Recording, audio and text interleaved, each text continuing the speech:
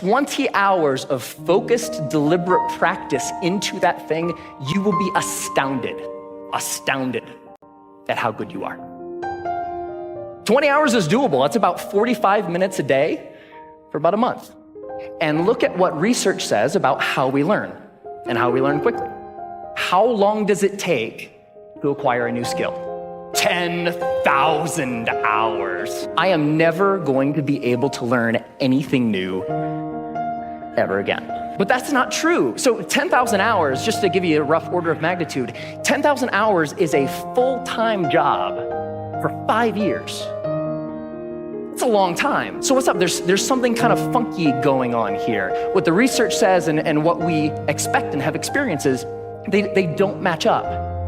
The 10,000 hour rule came out of studies of expert level performance. There was a professor at Florida State University. His name is K. Anders Ericsson. He's the originator of the 10,000 hour rule.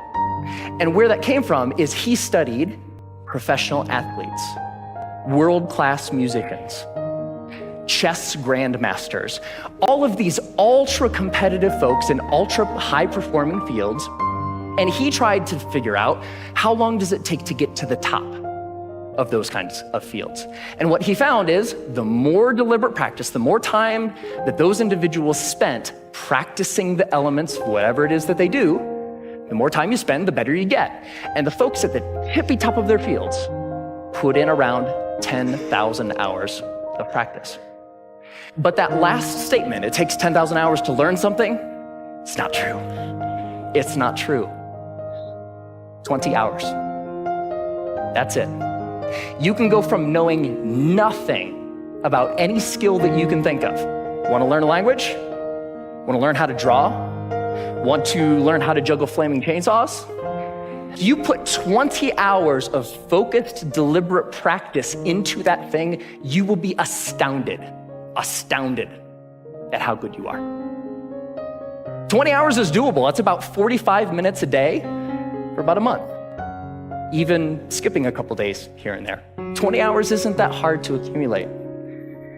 Now, there's a method to doing this, because it's not like you can just start fiddling around for about 20 hours and expect these massive improvements.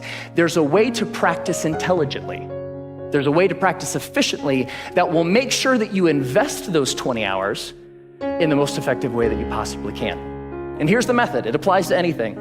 The first is to deconstruct the skill.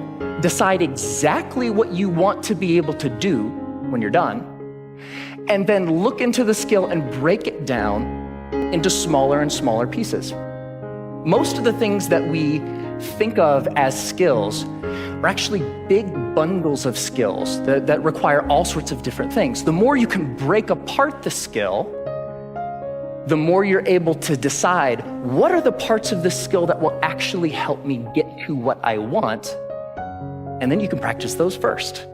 And if you practice the most important things first, you'll be able to improve your performance in the least amount of time possible. The second is learn enough to self-correct. So get 3 to 5 resources about what it is you're trying to learn. Could be books, could be DVDs, could be courses, could be anything. But don't use those as a way to procrastinate on practice. I know I do this, right? Get like 20 books about the topic. It's like, I'm gonna start learning how to program a computer when I complete these 20 books. No, that's procrastination.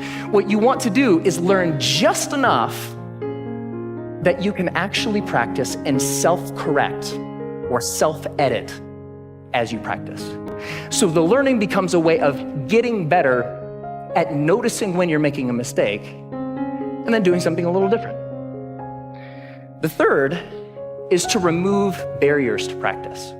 Distractions, television, internet, all of these things that get in the way of you actually sitting down and doing the work.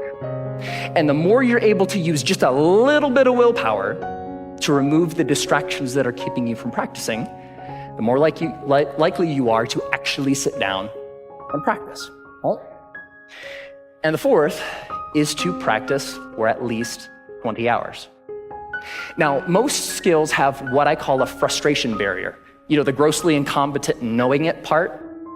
That's really, really frustrating. We don't like to feel stupid. And feeling stupid is a barrier to us actually sitting down and doing the work.